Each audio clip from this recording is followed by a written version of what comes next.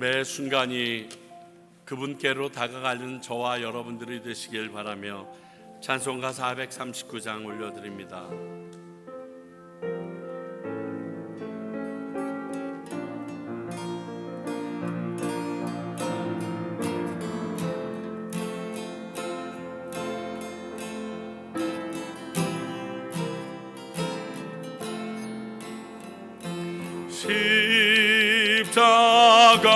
십자가로 가까이 나를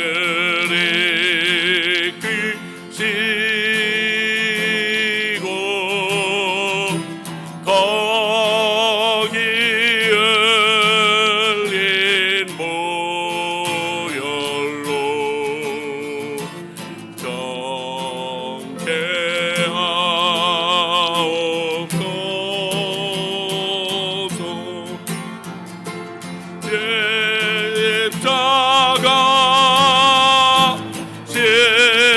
십자가 무한 영광일세 요단 강을 건넌 후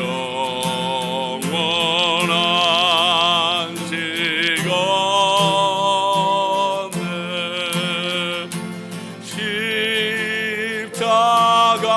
십자가에 가까이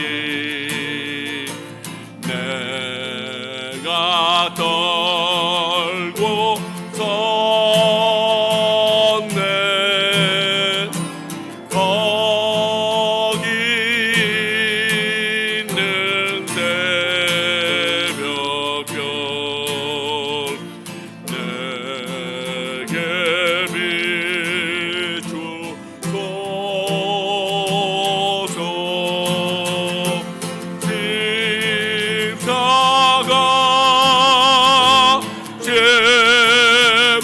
십자가 무한 영광일세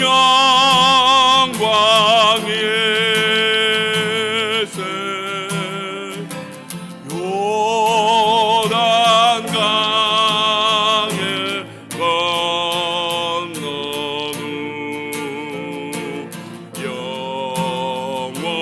영원한 시건네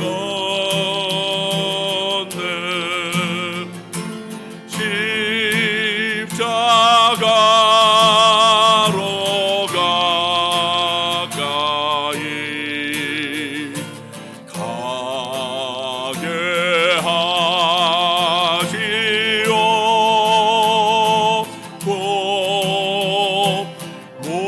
몸소 받은 고생도 알게 하옵소서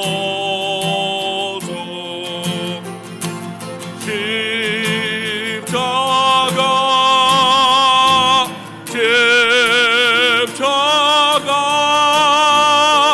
무한 영광일세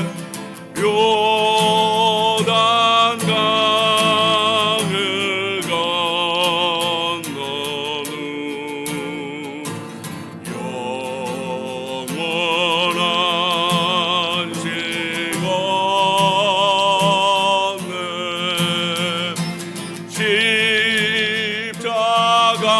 십자가에 가까이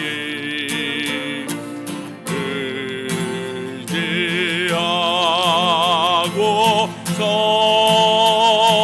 서서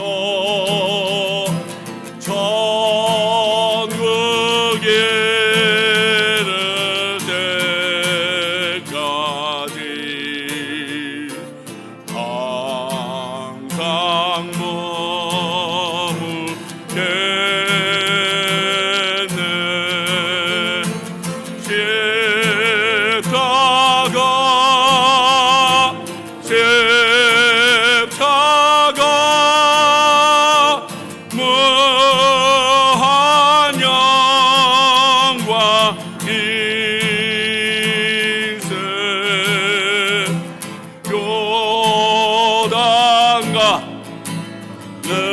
건너는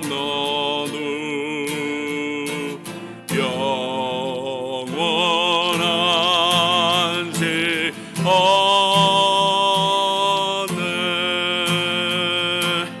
내가 주께 감사함은 날 지으심이 놀라워라. 주의 일이 기함은 내 영혼이 아나이다. 주의 생각 어찌 그리 사랑스럽고 귀한지요. 내가 만일 셀 수 있다면 모래보다 많으리라. 내가 주의 영을 떠나 어디로 가며 주의 앞을 떠나 어디로 피하리까. 주의 손이 나를 인도하니 주 곁에만 거하리라. 하늘 높이 올라가도 깊은 곳 내려가도 새벽 날개 치며 바다 끝 거하여도 주의 손이 굳게 붙드시니 내가 주를 높이리라. 내가 주께 감사함은 날 지으심이 놀라워라. 주의 일이 기함은 내 영혼이 아나이다. 주의 생각 어찌 그리 사랑스럽고 많은지요. 내가 만일 셀 수 있다면 모래보다 많으리라.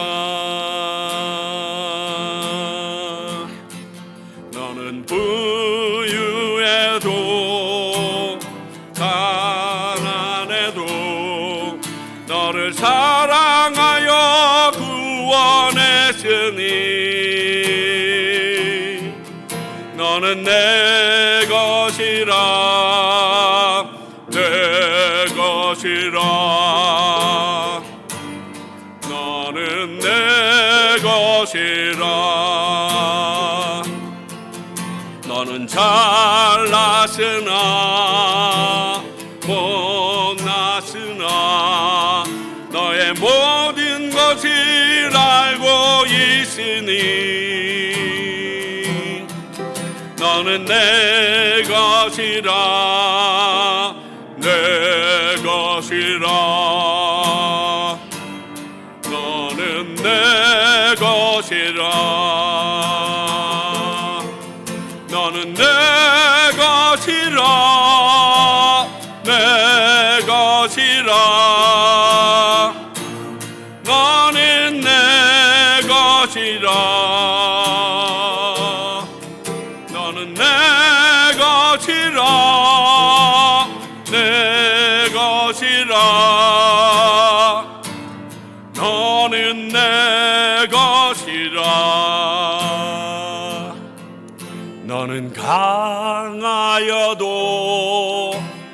약하여도 너의 힘이 되어 일으키리니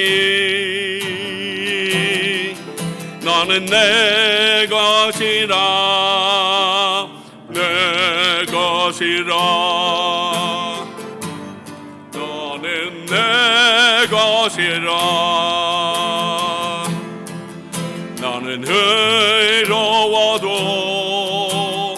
약하여도 너를 나의 피로 구원했으니 아멘. 너는 내 것이라 내 것이라 너는 내 것이라 너는 내 것이라 내 것이라 너는 내 것이라 너는 내 것이라 내 것이라 너는 내 것이라 너는 내 것이라 너는 내 것이라 내 것이라 너는 내 것이라 너는 내 것이라 내 것이라 너는 내 것이라 약할 때 강함 되시는 나의 비움배가 되신 주 나의 모든 것 주 안에 있는 보물을 나는 포기할 수 없네 주 나의 모든 것 예수 어린 양 존귀한 이름 예수 어린 양 존귀한 이름 십자가 죄사하셨네 주님의 이름 찬양해 주 나의 모든 것 쓰러진 나를 세우고 나의 빈잔을 채우네 주 나의 모든 것 예수 어린 양 존귀한 이름 예수 어린 양 존귀한 다시 한번 선포합니다. 예수 어린 양 예수 어린 양 존귀한 이름 예수 어린 양 존귀한 이름 우리 이 시간 그분이 나를 붙잡아 주시고 꼭 안아주심을 믿는 시간이 되게 해달라고 기도하며 나갑니다. 하나님 아버지 어느 곳에 있든지 나와 함께 하시는 주님을 경험하기를 원합니다. 어떤 상황에서도 나를 버리지 않고 붙잡아 주시는 그 하나님을 고백합니다. 아버지 이 시간 우리 가운데 주님이 말씀으로 임하여 주시옵고 성령으로 우리를 어루만져 주셔서 우리가 꼭 해야 되는 것들 알아야 되는 것들, 아니 하나님의 음성을 통하여, 말씀을 통하여 저희들이 경험해야 될 것들을 확인받는 시간 되게 하여 주시옵소서. 오늘 예배를 위해서 편일철 집사님 기도해 주시겠습니다.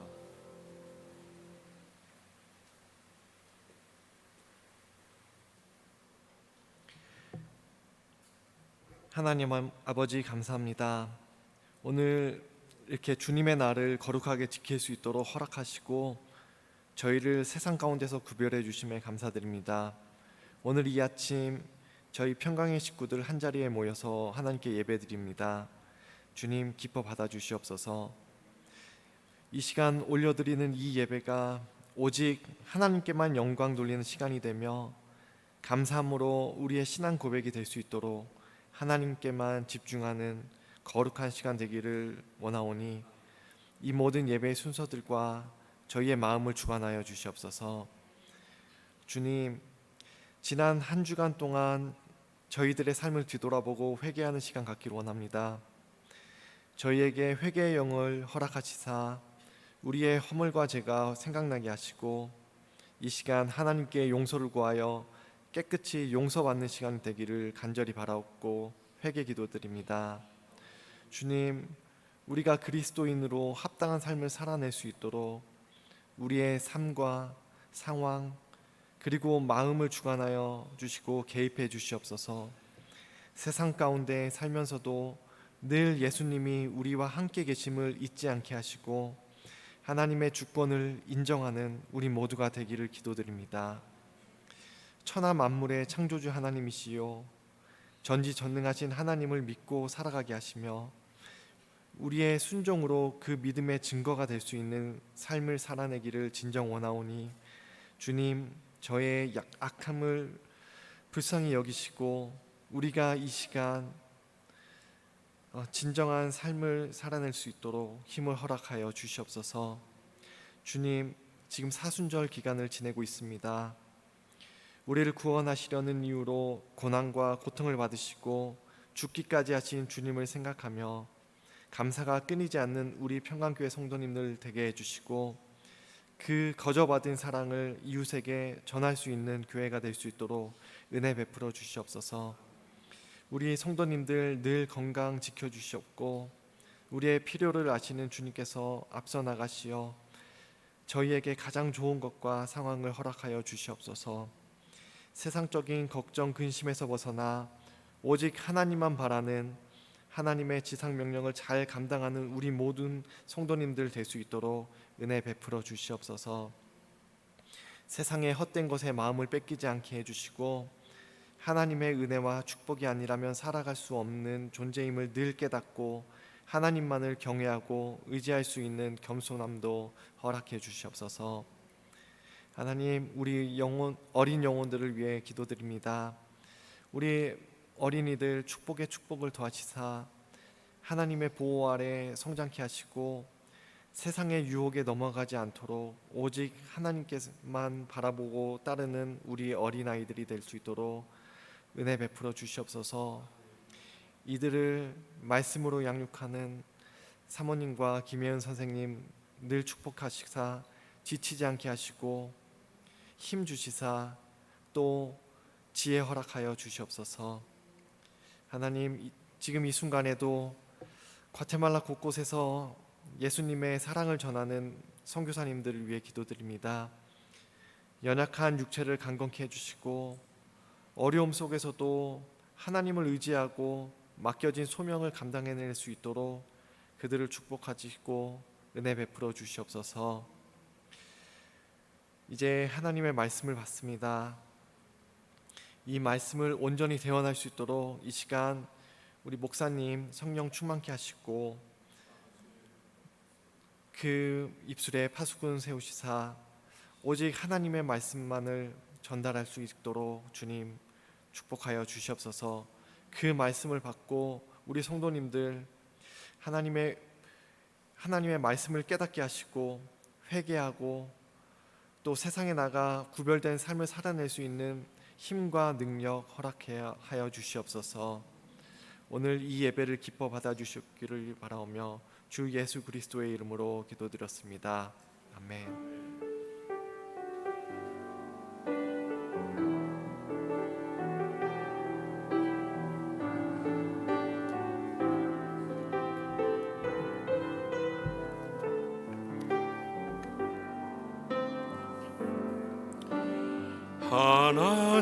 하나님께서 당신을 통해 메마른 땅에 샘물 나게 하시기를 가난한 영혼 목마른 영혼 당신을 통해 그 사랑 알기 원하네.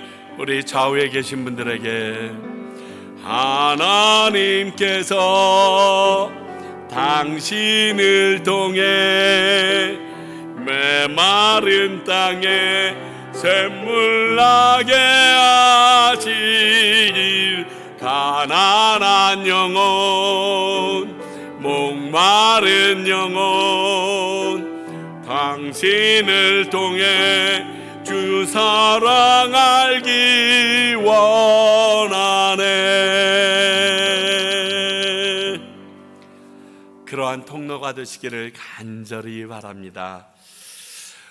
지금은 사순절 기간입니다. 저희들이 바쁜 일상 가운데 이 상황을 잊어버리는데 이 기간만이라도 나를 위하여 대속제물 대신 예수 그리스도를 기억하는 시간이 되길 바랍니다. 이번 주 금요일 날은 우리 기참 모임이 있습니다. 여러분들 기억하시고요. 함께 오셔서 기도하고 찬양하시는 시간 되시기 바라고요. 이번 주 토요일 날에는 우리 운영위원회가 보통 때는 네 번째 주 있는데 이번에는 네 번째 주 행사가 있기 때문에 저희들이 먼저 모입니다. 이번 주 토요일 날 운영위원회 모임이 있으니까 여러분들 기억하시고 함께 동참해 주시고 기도해 주시기 바랍니다.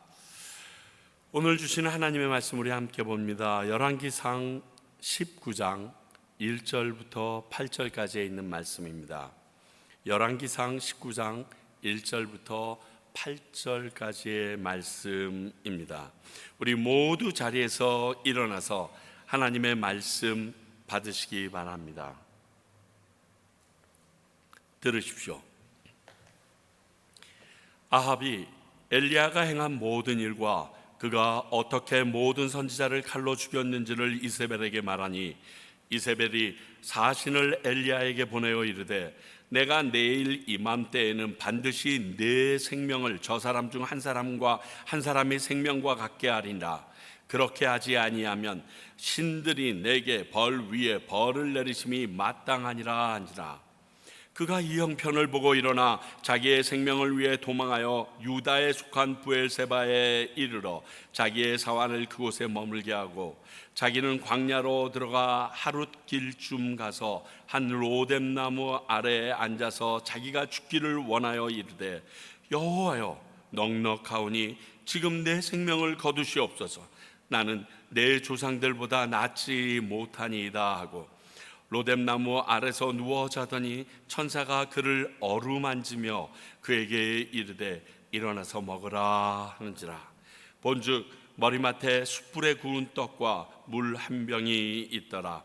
이에 먹고 마시고 다시 누웠더니 여호와의 천사가 또 다시 와서 어루만지며 이르되 일어나 먹으라.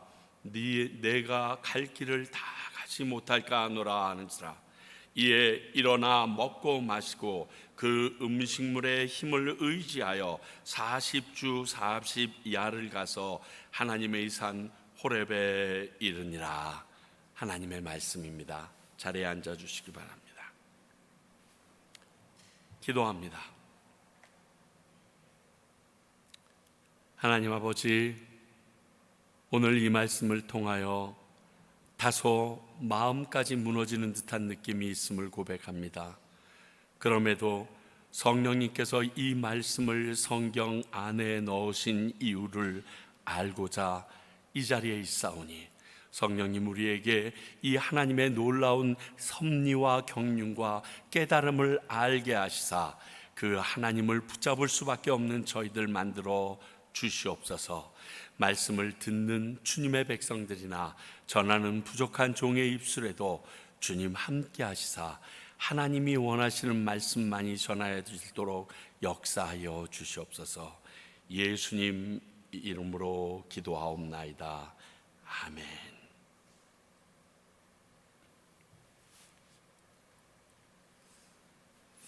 오늘 말씀을 최유찬 버전으로 간단히 여러분들에게 소개하면 이런 겁니다.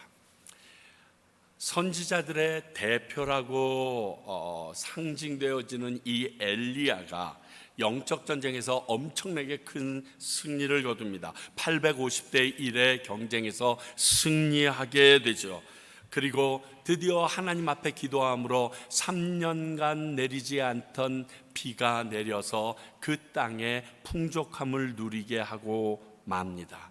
그런데 이 일을 아합이 그의 아내 이세벨에게 고해바칩니다.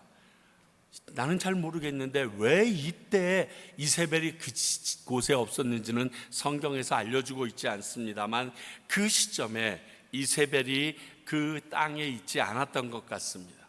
당신이 없는 사이에 이 엘리야가 와가지고 이런 일을 벌려가지고 850대 1로 덤볐는데 그냥 졌잖아. 근데 그 짓고 나서 바알과 아세라의 선지자들을 기손시내에 데려와서 다 칼로 목을 쳐 죽여버렸어 라고 고해바칩니다.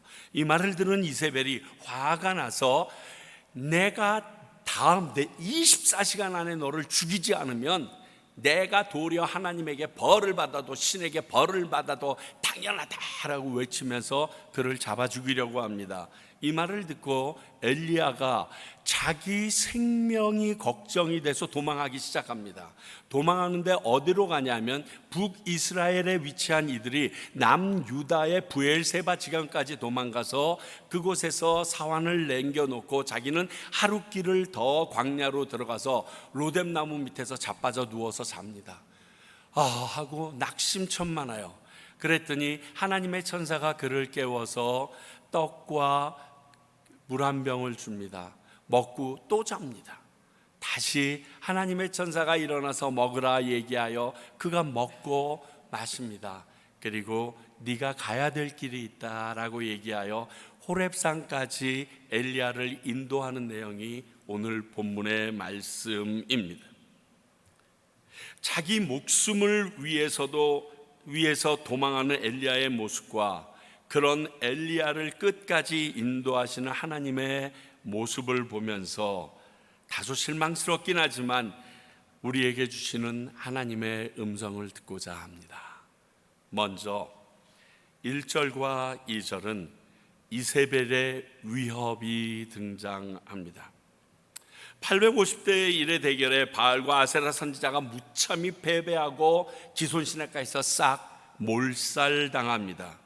이 이야기를 듣고 이세벨은 화가 나서 엘리야를 24시간 내에 꼭 죽이겠다고 다짐하고 났습니다. 자, 이 상황을 엘리야의 측면에서 봤을 땐 어떠한 상황이었을까?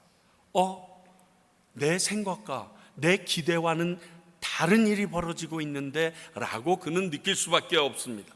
기대와 다른 결과가 지금 눈앞에 펼쳐지고 있는 겁니다. 아마 엘리야는 이 승리로 말미암아 이젠 이스라엘 백성 전부가 그 이세벨이나 아합을 떠나서 하나님을 섬기고 하나님의 백성이 될 것이라고 여겼을지 모르겠습니다. 그러나 이러한 영적 승리 이후에도 여전히 우상의 색을은 수그러들이지 않을 뿐만이 아니라 오히려 하나님의 사람인 엘리야를 죽이려고까지 합니다. 꼭 죽었다 살아난 나사로의 모습을 보면서 그 나사로가 살아난 것을 기뻐하기보다는 죽이려고 했던 지도자들의 모습과 흡사 같습니다. 이렇게 생각하던 것과 다른 상황이 우리 앞에 펼쳐진다. 우리가 계획했던 모습과 다른 모습이 우리 앞에 펼쳐진다. 그러면 그 사람은 당연히 당황하게 되어 있습니다. 어찌할 바 모르고 흔들리다가 좌절하고 원망하며 스스로 무너지는 게 수순인 경우가 대부분입니다. 오늘 엘리야도 같습니다. 이렇게 되려고 그런 무모한 결투까지 그가 싸웠던 것이 아닌데 승리하고 마지막 모습이 이렇게 당황스러운 결과가 옵니다. 여기서 우리는 영적 승리나 풍요 이후가 더 중요하다는 사실을 알아야 합니다. 우리는 승리에 도취하여 바로 무너져 내리는 경우를 성경이 아니라도 이 세상에서 우리 참 많이 봅니다. 제가 정말 재밌어하는 짤 중에 하나가 뭐냐면, 결승선에 도착하여 그가 승리했다고 두 손을 번쩍 드는 순간에 뒤에 있던 사람이 치고 나와서 우승하는 그러한 짤들이 굉장히 많이 모여서 있는데, 그것을 볼 때마다 통쾌함보다는 정신 차려야지 하는 생각이 드는 것을 보면 세상도 승리 이후에 그 승리에 도취되어 있는 것이 바르지 않다는 것을 알려줍니다. 오늘의 경우는 그런 도취함으로 인하여 어려움을 겪은 것은 아닙니다. 하지만 영적 승리 뒤에 기회를 엿보는 사탄의 세력의 모습을 우리에게 알려줍니다. 내가 도취되어 있지 않더라도 영적 세력은 그 틈을 기다리고 있다는 것입니다. 누가복음 5장 15절 16절을 볼까요? 예수의 소문이 더욱 퍼짐에 수많은 무리가 말씀도 듣고 자기 병도 고침을 받고자 하여 모여오되 예수는 물러가서 한적한 곳에서 기도하시니라. 예수님이 말씀을 전하며 병든 자들을 고치기 시작했습니다. 소문이 납니다. 많은 사람들이 몰려오기 시작합니다. 그 귀한 말씀, 지금까지 서기관들과 바리새인들과 달랐던 그 말씀의 능력도 좋지만 내 병까지 치유받는다는 그 기쁨에 수많은 사람들이 몰려들기 시작합니다. 그런데 예수님은 그들과 거리를 두기 시작하시고 기도하는 모습이 나타납니다. 잘 아시는 것처럼 오병이어 기적 이후에 많은 무리가 예수님을 왕으로 세우려고 합니다. 마태복음 14장 23절에서 이렇게 행동하십니다. 무리를 보내신 후에 기도하러 따로 산에 올라가시니라. 저물매 거기 혼자 계시더니.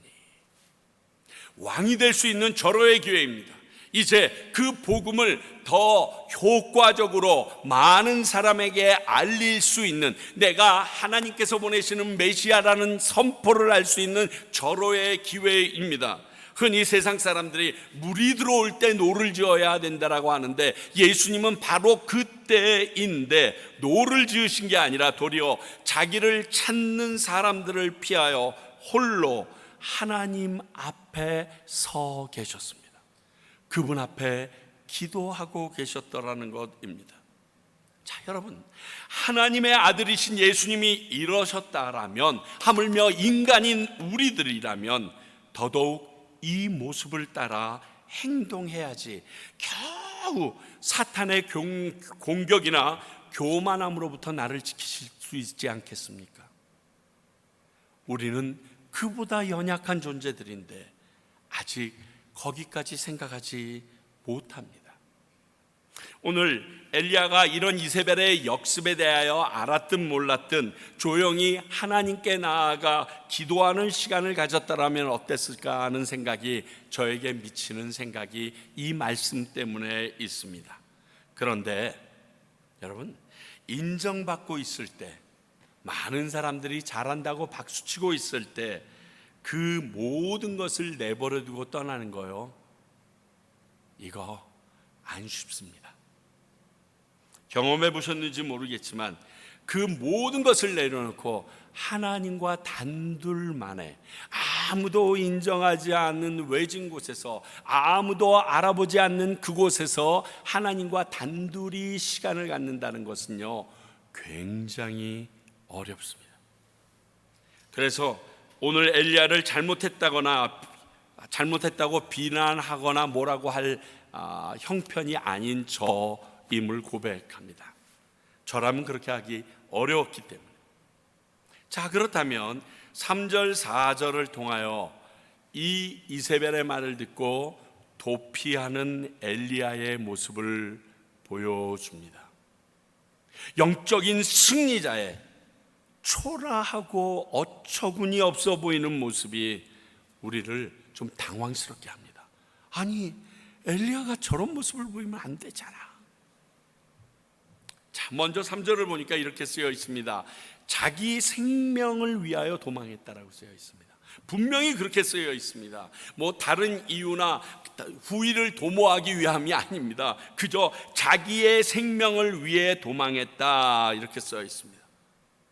이러니까 더욱 황당합니다. 여러분, 신약 성경 중에 공관복음 모두에 실린 사건 중에 변화산 사건이라고 여러분 있습니다. 이 변화산 사건을 볼 때 예수님께서 함께 대화하는 두 사람이 나옵니다. 이것들이 같이 갔던 세 명의 제자들이 확인해 주죠. 마가복음 9장 4절입니다. 이에 엘리야가 모세와 함께 그들에게 나타나 예수와 더불어 말하거늘. 엘리야와 모세가 변화산 위에 예수님과 함께 이야기하는 모습을 세 명에 따라갔던 제자들이 보게 됩니다. 왜 하필이면 성경의 많은 인물들 중에서 아브라함이 선택되는 것이 더 의미가 있을 것 같기도 하고, 특히 다윗이 선택되는 것도 훨씬 더 의미가 있을 듯한데 왜 엘리야와 모세였을까? 이 일에 대해서 많은 성경학자는 이구동성으로 대표성을, 상징성을 이야기합니다. 아시는 것처럼 이 모세는 하나님이 말씀하신 율법을 직접 받은 전승자며 전달자입니다. 율법의 상징인 모세와 엘리야는 모든 선지자들 중에서 대표성을 가진 능력의 선지자라고 얘기할 만합니다. 왜냐하면 엘리야가 많은 선지자들 중에서 유일하게 죽음을 보지 않고 불수레와 불말이 나타나서 그 제자 엘리사와의 사이를 벌리더니 그것을 타고 회오리 바람을 타고 하늘로 죽음을 보지 않고 올라갔던 유일한 선지자입니다. 그러니까요, 선지자로서 그 능력을 얘기하자 그러면 더 많은 기적을 행하고 더 큰 일을 성취한 사람들도 있을지 모르지만 엘리야 그러면 와, 죽지 않고 불수레 타고 하늘로 올라갔던 사람, 충분히 대표성이 있는 것입니다. 그런데 그런 엘리야가 오늘 아합도 아닌 그의 아내인 이세벨을 피해서 자기 생명을 위해서 부엘세바까지, 옆에 나라까지 도망했다라고 적고 있습니다. 여러분, 아무리 영적 권위가 큰 사람이라도 이럴 수 있다라는 것을 보여주는 첫 번째 사례입니다. 저 사람은 영적 권위가 있어서, 저 사람은 영적으로 충만해서 그런 일을 하지 않을 거야 라는 우리들의 생각이 틀리다는 것을 알려주는 일입니다. 나는 저렇다면 예수 안 믿어, 이렇게 얘기할지 모르지만 그렇지 않다라는 것을 나의 삶을 통해서 내가 아무리 변명하려 해도 어쩔 수 없다라는 사실입니다. 그거로 끝나면 좋겠는데 두 번째 우리에게 실망해 주는 사례가 4절에 나옵니다. 낙담해서 자포자기하는 엘리야의 모습이 4절에 나옵니다.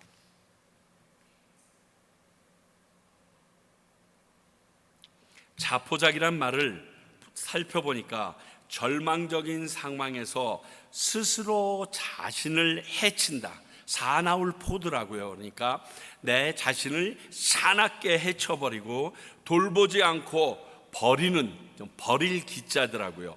행동을 한다는 것을 말합니다. 될 대로 되라식의 체념으로 행동하는 상태를 말합니다. 오늘 4절에 엘리야가 하나님에게 한 말씀을 보면 이 자포자기라는 말뜻 그대로 행동하는 모습을 보게 됩니다. 도망보다 이런 엘리야의 행동과 말은요, 선지자의 대표라고 보기엔 좀 민망스러울 정도의 모습으로 비춰지는 것은 사실입니다.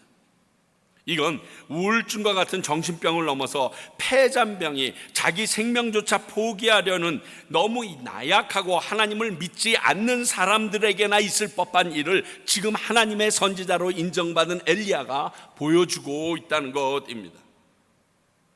그런데 이런 우리의 생각이 하나님의 사람이 저러면 어떡해 라고 얘기하는 것이 바른 것 같지만 그렇지 않은 경우도 있다는 것을 알려주는 사례가 됩니다.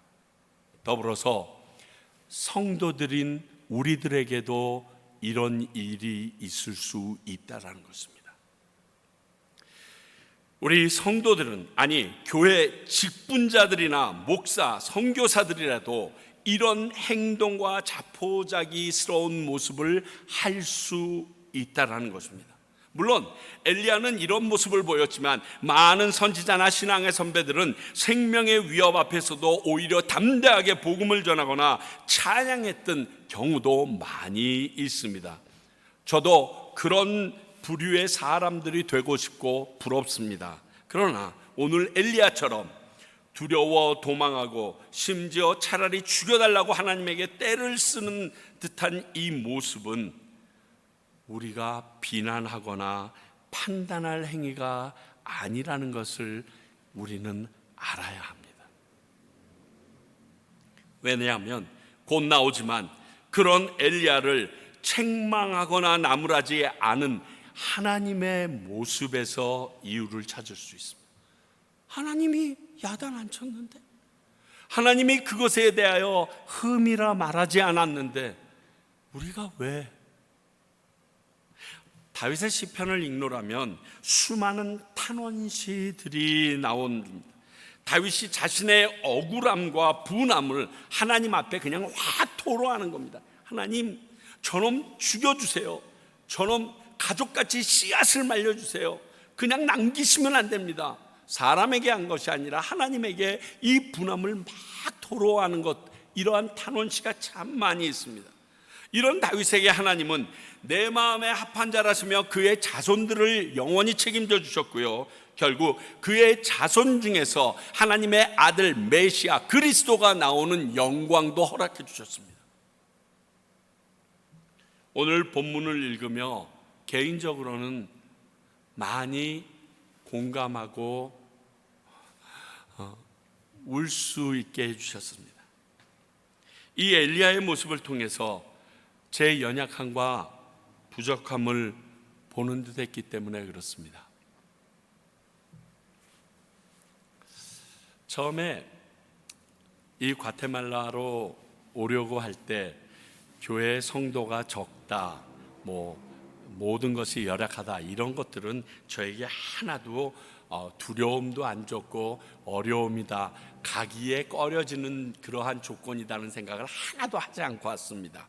그 이유가 뭐냐면 참 감사하게도 하나님께서는 제가 섬기는 교회마다, 가는 교회마다 한 곳도 예외 없이 6개월이 지나기 전에 많은 사람들이 몰려오고 재정적인 문제도 항상 성장했기 때문에 그런 경험으로 인해서 제가 교만한 마음을 가지고 왔던 것 같습니다. 한국에 있었던 2군데의 교회도 그랬었고 미국에 와서 2군데 교회도 이 법칙은 똑같이 제 앞에서 펼쳐졌습니다. 그래도 이곳은 선교지잖아요. 그래서 이 과테말라 이게 최대 한 2년 정도를 보고 예전에 목회하듯이 내가 하나님 앞에서 흐트러짐 없이 열심히 하면 주님께서 예전처럼 모든 것을 부어주셔서 정상궤도에 올라가지고 다음 사역자에게 잘 넘겨주고 떠나면 내일이 끝나겠거나 내가 그 쿠션 역할을 해야지 라는 마음으로 왔기 때문에 그렇습니다.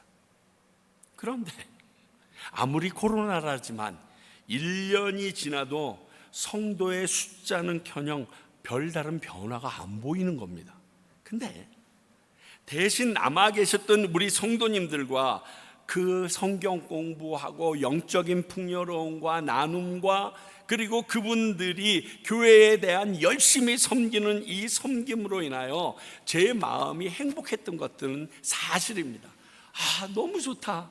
뭐 사람들 더 와 뭐하나 라는 생각까지 들었습니다. 그래도 목회자들에겐 공통적인 부담이 있습니다. 어떤 목회자든 이 부담에서는 절대 자유하지 못합니다. 그것이 내가 섬기는 교회가 어느 정도 성장해서 교인들에게 부담이나 어려움이, 그리고 섬기는 일을 할 때 이 일들이 분산돼서 기쁘게 행복한 시간을 보내게 해주고 싶다라는 이 목회적인 마인드는요, 어쩔 수가 없는 거거든요. 그래서 안 되겠다 싶어서 한 두세 배 더 열심히 노력하자. 그런데 2년이 지났는데 큰 변화가 없는 거예요. 그러고 나니까요, 저 자신에 대한 문제도 문제려니와 그렇게 열심히 헌신하는 성도님들의 모습을 보면서 미안해지고요, 교인들이 밀려올 때 나는 힘이 아닌 그분들의 순수한 열정으로 저 일을 하시는 게 힘드시겠다라는 생각에 이르게 되는 거예요. 부흥은 물론 하나님께서 하시는 일임을 알고 있지만 목회하는 사역자라면 이런 상황이 되면 당연히 있어야 하는 부담감이 이것입니다. 이게 없다면요, 목회를 하는 목자는 아닙니다.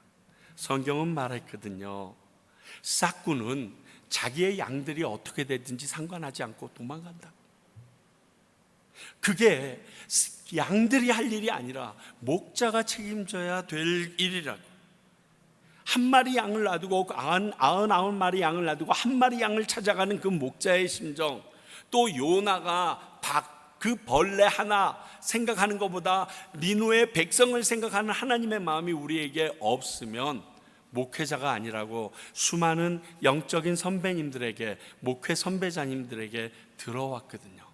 그러니까 이 상황을 생각할 때 내 자신의 부족함이라는 생각이 확 저를 사로잡습니다. 사실이고요.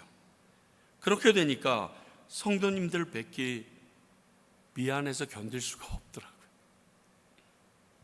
오늘 엘리야처럼 하나님, 새로운 좋은 목사님들을 좀 보내주시거나 차라리 저를 데려가 주시면 참 좋겠네요. 이러한 기도가 계속 나오더라고요. 최근에는 우리 성도님들이 얼마나 힘들겠어요. 예전에도 그래왔다지만 풍성한 교회 공동체를 경험하면 우리 성도님들이 얼마나 기쁘시겠어요 하는 기도로 하나님에게 투정 부리는 시간이 점점 더 많아지더라는 것입니다. 그런데 오늘 이 엘리야에 대한 말씀을 제가 읽게 된 것입니다. 물론 그래도 교회와 성도님들에게 또 하나님에게 부족하고 죄송한 마음은 지울 수가 없습니다. 혹시 이런 마음으로 영적 부담이 있으신 분들은 이 다음에 소개되는 하나님의 모습을 통하여 위로받으실 수 있길 바랍니다. 5절에서부터 8절까지 이런 엘리야를 책망치 않으시는 하나님의 모습이 나옵니다. 지난번 그릿 시냇가로 피신했을 때와는 상황이 다르죠. 그때는 하나님의 사명을 감당하기 위하여 엘리야가 그릿 시냇가로 피난했던 것입니다. 그런데 오늘은 스스로 낙심하여 자포자기하는 하나님의 사역자답지 않는 모습으로 엘리야가 피해 있는 것입니다. 그러나 하나님은 이런 엘리야를 야단치시거나 책망하고 벌을 주시지 않고 어루만져 주셨다라는 말을 2번이나 연거푸하고 계시다는 사실입니다. 그렇습니다. 어루만져 주시는 하나님의 모습이 나옵니다. 이 어루만지다는 것은 손으로 가볍게 쓰다듬거나 보듬는 행동이라고 말하며, 오늘 히브리어 단어에서는요, 엘리야의 몸에 천사가 손이 닿다 할 때 이 닿다라는 나가라는 단어를 어루만지다라는 단어로 표현한 것 같습니다.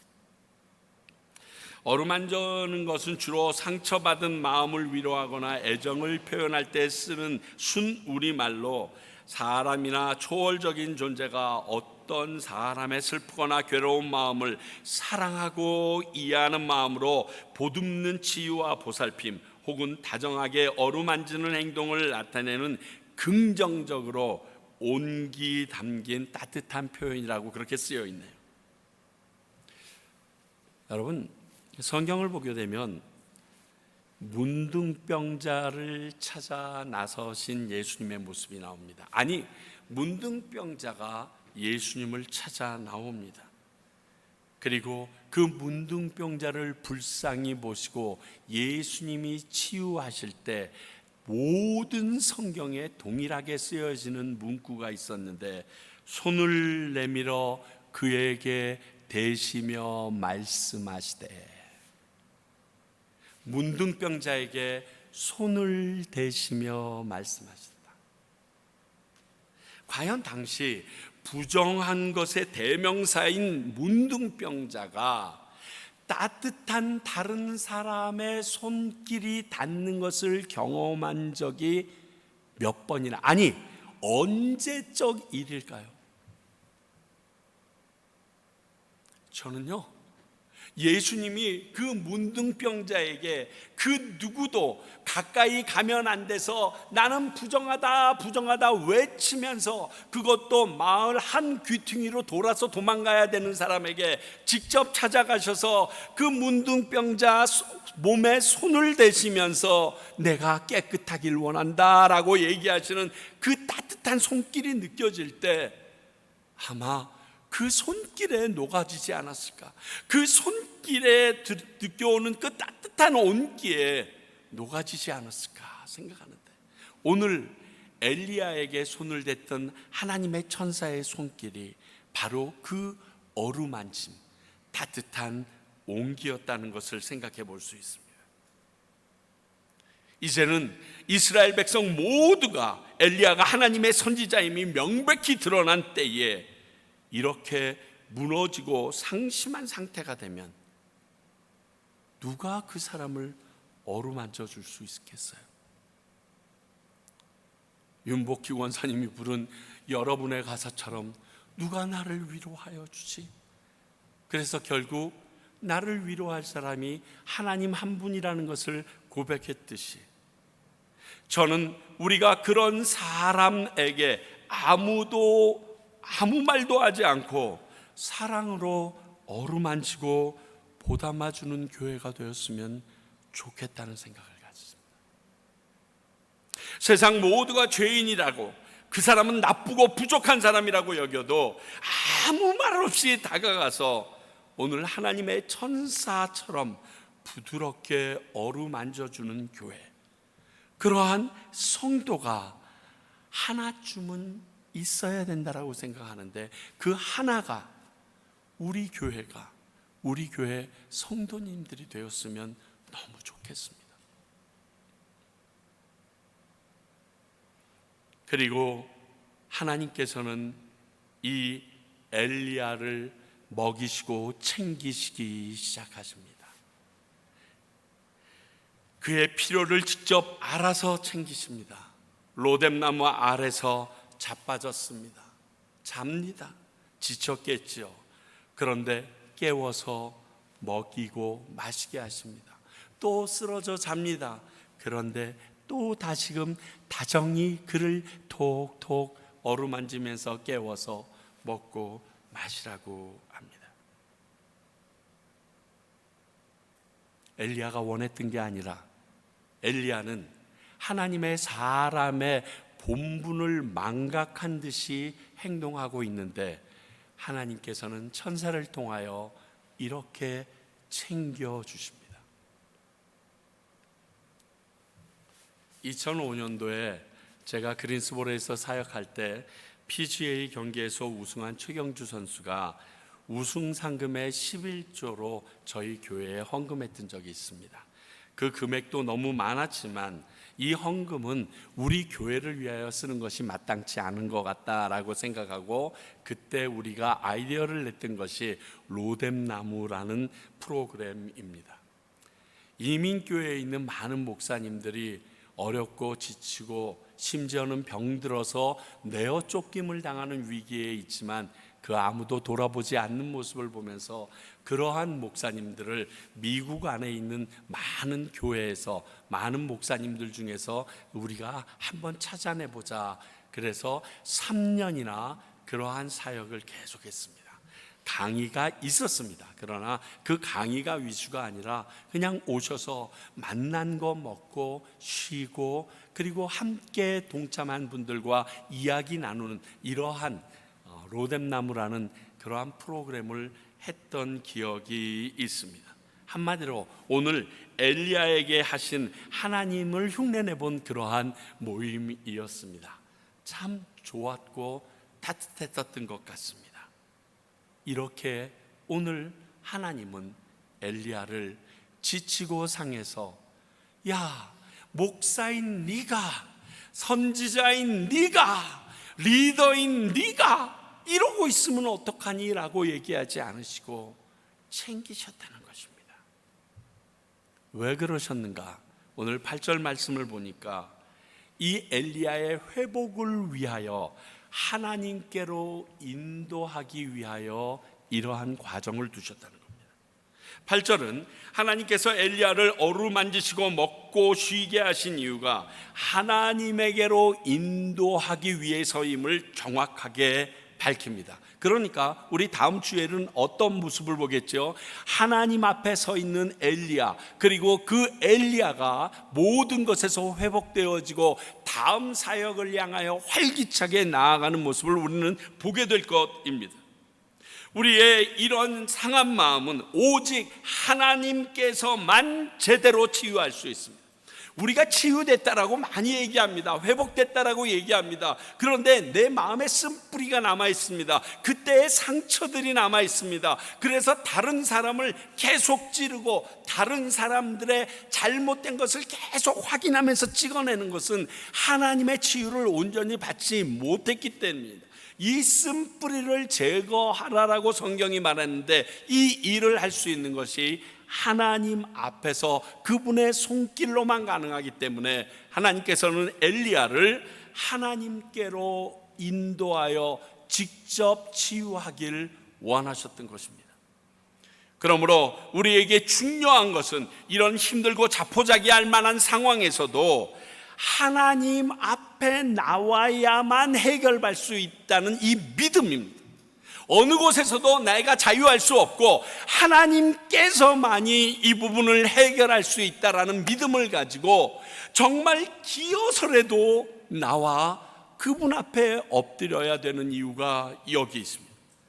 만약 이런 하나님의 인도하심이 없었더라면 우리는 불수레를 타고 하늘로 올라가는 엘리야의 모습은 절대 볼 수 없었을 것입니다. 우리는 인생을 살면서 영적으로 이렇게 무너져 내릴 때 하나님 앞으로 인도함 받는 은혜가 있어야 합니다. 누구의 사람의 손길이든 아니면 어떤 알지 못하는 힘에 의하여 하나님께로 인도함 받는 이것이 축복이라는 것입니다. 그 인도하심은 강하고 거친 손길이 아니고 부드럽고 어루만지시는 사랑스러운 인도가 되어야 합니다. 이 일은 믿는 자들이나 믿지 않는 자들에게 공이 다 필요한 것입니다. 이 일은 평신도나 목회자에게 다 필요한 시간입니다. 왜냐하면 사람은 누구나 이런 수렁 같은 상황에 우리의 마음을 빼앗겨 무너져 내릴 때가 있기 때문에 그렇습니다.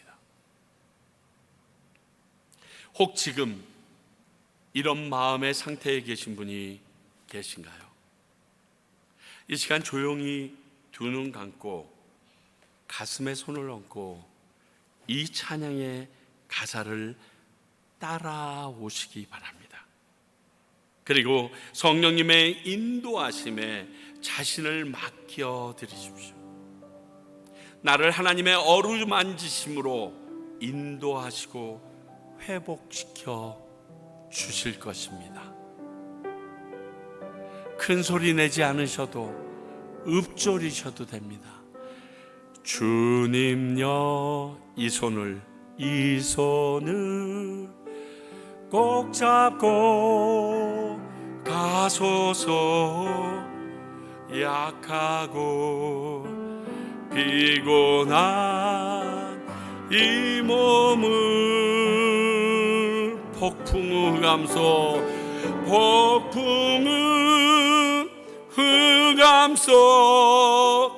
해치사 빛으로 손잡고 날 인도하소서. 인생이 힘들고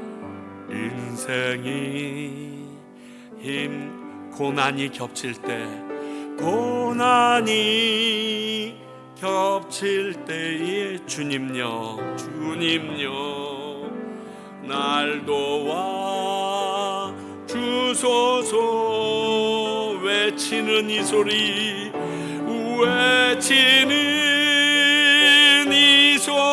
귀 기울이시사. 손잡고 날 인도하소서. 주님여, 내 맘에 상처가 쌓일 때에 주님의 인자한 손으로 쓰라린 내 맘에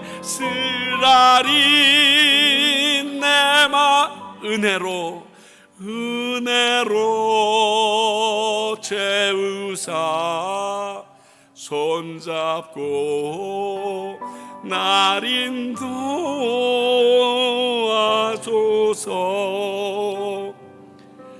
이것은 우리가 하나님이 원하시지 않는 유약함의 모습이 아닙니다.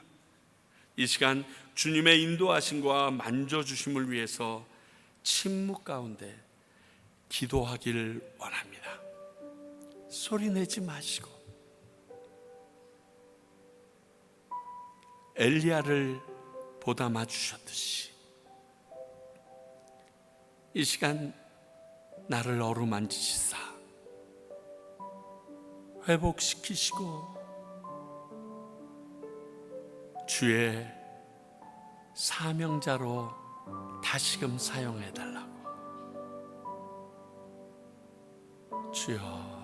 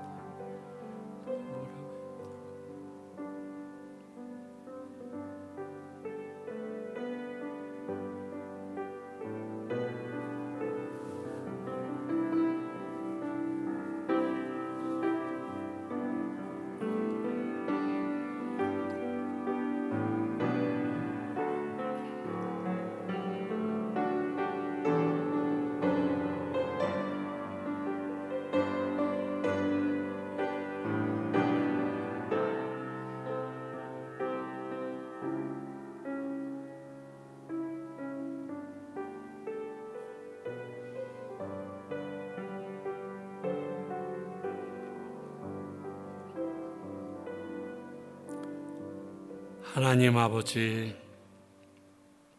오늘 엘리야의 심정으로 주님 앞에 나아갑니다. 우리의 연약함을 아시는 주님, 우리가 강하게 주님 앞에 설 때도 있지만 무너져 내릴 때가 있음을 고백하며 주님 앞에 간절히 구합니다. 주님의 손으로 어루만지시고 치유하시고 다시금 무릎과 관절에 힘을 얻어 일어서 당신의 뜻을 이루는 자들이 되도록 도와주시옵소서. 엘리야 같은 하나님의 거장도 이럴 수밖에 없는 모습을 보면서 위로와 동시에 그런 회복이 있기를 소원하옵나니 우리의 인생 가운데 하나님의 강함으로 더하여 주시옵소서. 예수님 이름으로 기도하옵나이다. 아멘.